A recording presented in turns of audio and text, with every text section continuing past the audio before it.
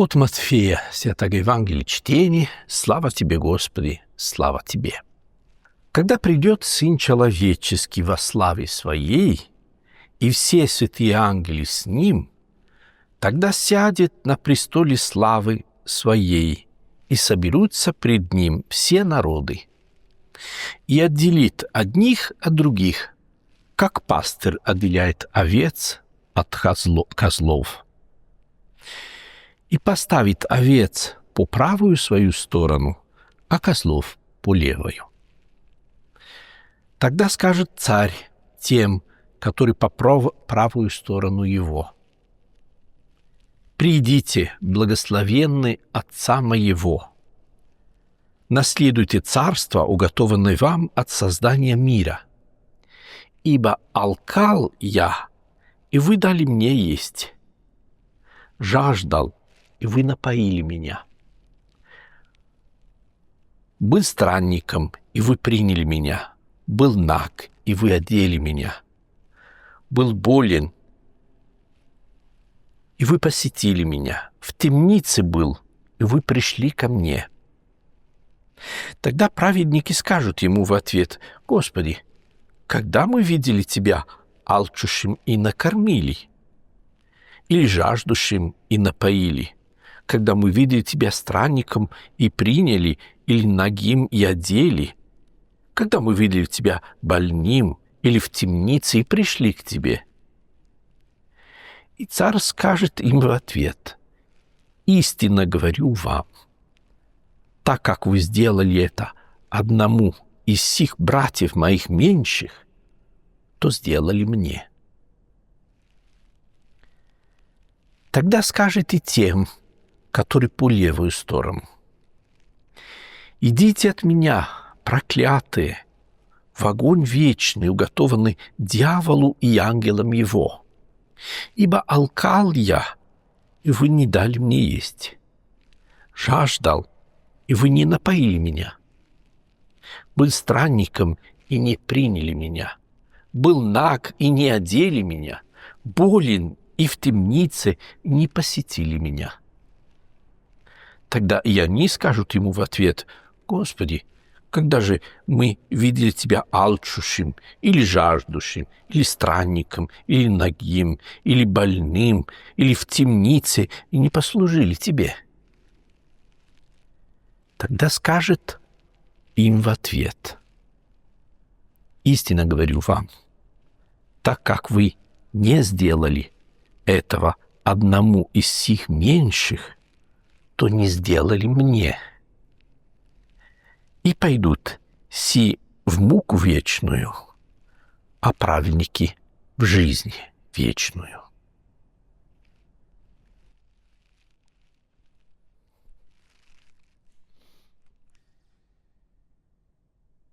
Дорогие друзья, сегодня третья неделя, подготовительная неделя к Великому посту. Она называется «Неделя о страшном суде», потому что мы читаем удивительную притчу из Евангелия от Матфея о страшном суде. Там Господь рассказал о том, что когда придет Сын Человеческий, как некий царь во славе Своей, он соберутся перед Ним все народы, что очень важно.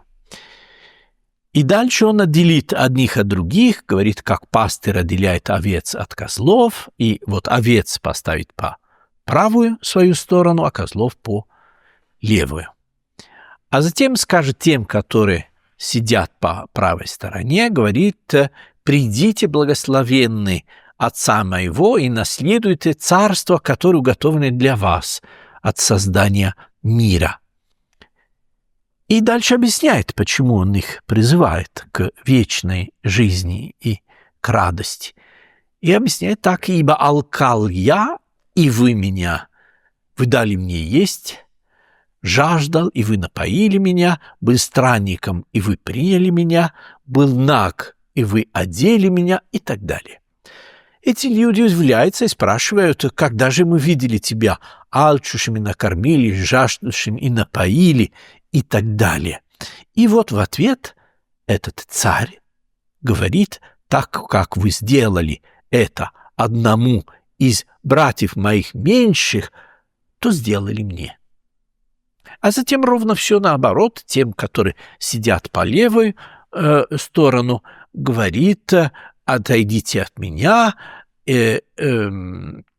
идите в огонь вечный, ибо алкал я, и вы не дали мне есть, жаждал, и вы не напоили меня, был странником, и не приняли меня, и так далее. Вот эти тоже удивляются. Говорят: как же, когда мы тебя видели в нужде, ничего не делали для тебя? И он им отвечает: так как вы не сделали этого одному из братьев моих меньших, то не сделали мне.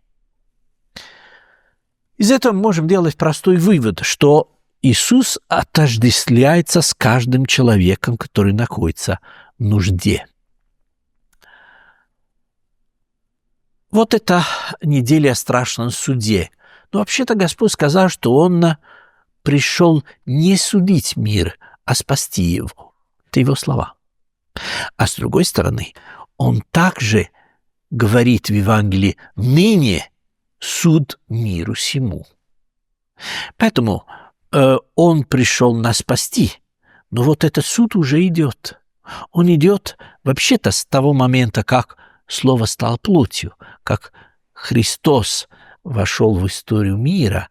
Вот с того момента мы все должны определиться, с Ним ли мы или против Него. И солидарны ли мы с Ним через солидарность ко всем тем, кто вокруг нас, или равнодушны. Вы знаете, есть такой простой и очень важный, как мне кажется, пример. Мы все учились в школе, в университете и так далее, и знаем, что когда, например, в университете человек сдает экзамен, бывают разные вопросы, и они обычно в России называются билетами. Вот билет номер 1, номер 2, номер 3 и так далее.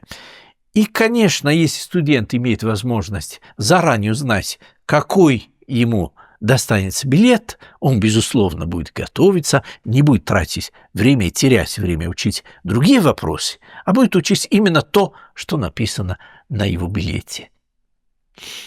Вот эта притча нам говорит об этом, что есть экзамен, есть билеты, и мы уже знаем, какой билет нам достанется. Вот на этом билете написано будет: алкал я, и вы меня накормили или не накормили. Жаждал я, и вы меня напоили или не напоили. Вот это и есть вопрос, и это и есть критерий спасения. Вот очень часто мы себе задаем вопросом: вот кто спасется? Есть люди, которые очень любят этот вопрос. И мало того, есть люди, которые любят сами установить, кто спасется и кто нет. Ну, не знаю, католики спасутся или нет, англикане спасутся или нет, буддисты спасутся или нет. А видите, здесь критерий спасения удивительный. Здесь, в этих вопросах нашего билета, нигде не написано, например, про благочестие. То есть экзамен не о том, читали ли мы добросовестные утренние и вечерние молитвы. Нет такого вопроса. Постились ли мы по средам и пятницам, что очень важно, безусловно, но этого вопроса в билете нет. А вопросы другие. Вопросы о том, как мы относимся ко всем остальным, и способны ли мы узнать как бы лицо Господа в лицах тех людей, которые рядом с нами. Очень часто, когда речь идет о страшном суде, люди спрашивают: ну как же Бог может осудить к вечной муке каких-то людей, какими бы злыми они ни были? Но вся суть в том, что на самом деле, скажем, вечная жизнь есть естественное продолжение нашей жизни здесь. Это естественное и логическое продолжение. Вот когда человек своим поведением всем окружающим и близким людям устроил настоящий ад, после смерти он в этом аду и окажется. Все будет продолжаться так же, как он начал строить во время своей жизни. А когда, наоборот, кропотливо, день за днем, человек построил какой-нибудь заповедник милосердия, толерантности, солидарности вокруг себя, вот в этой атмосфере он окажется в вечной жизни. А эта атмосфера и называется рай. Когда-то я брал интервью очень мудрого человека и очень пожилого. Это был католикосом всех армян Горгин I. И я ему задал вопрос, какой вот самый тяжкий грех? Иногда считается, что, не знаю, грехи прелюбодеяния, допустим, очень тяжкий грех, другие, гнев, или не знаю. А он мне дал удивительный ответ, который я запомнил. Он сказал, что самый тяжкий грех – это равнодушие. И вот теперь я понимаю, почему. Дело в том, что мы все созданы по образу и подобию Божьему. А написано, что Бог есть любовь. Поэтому, если у нас есть любовь, то мы похожи на нашего Отца. А вот противоположность любви – это не ненависть, это равнодушие. Это когда нам все равно.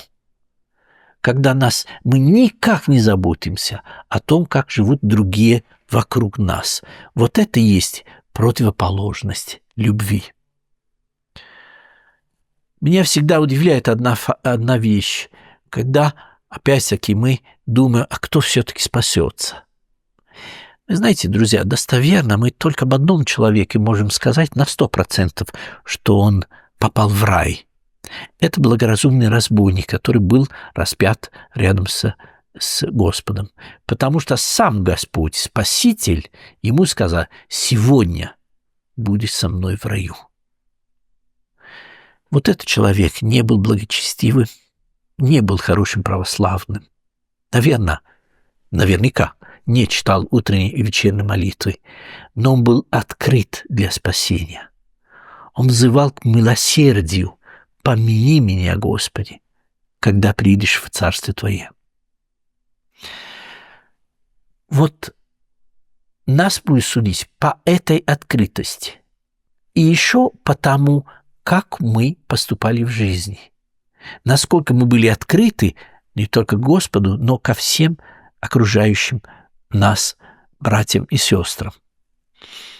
В конце XIX века, в середине XIX века жил в Москве такой врач немецкого происхождения, доктор Газ.